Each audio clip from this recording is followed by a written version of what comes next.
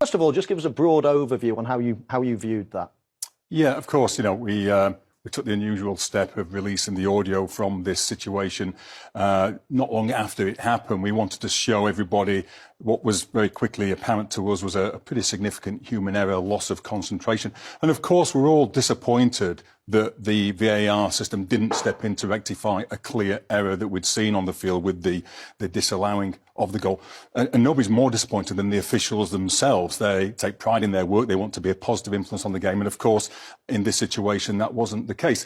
Of course, without VAR, that disallowed goal would still have been a disallowed goal. But VAR exists to step in when we make a wrong decision on the field. So, of course, we're disappointed. And our job then was to try to find out what happened and what we could do to prevent that sort of thing happening in the future. Okay. Those words, check complete, they feel a little bit vague in light of what's happened.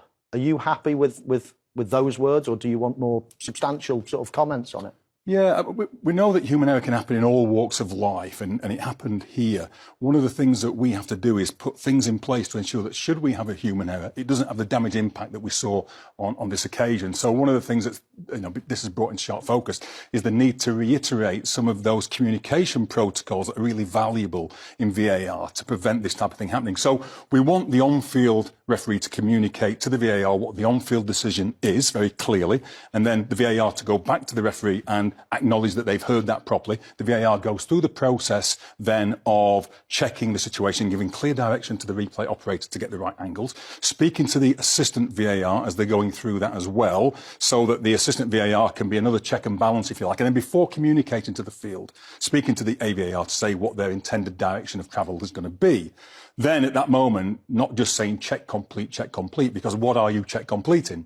Saying check complete, goal confirmed. In this case, check complete, offside confirmed. And then that's another trigger, obviously, to the on-field officials that they're going in the wrong direction. So we've put quite a lot of steps in place to ensure that the error that we saw in that important game doesn't happen again.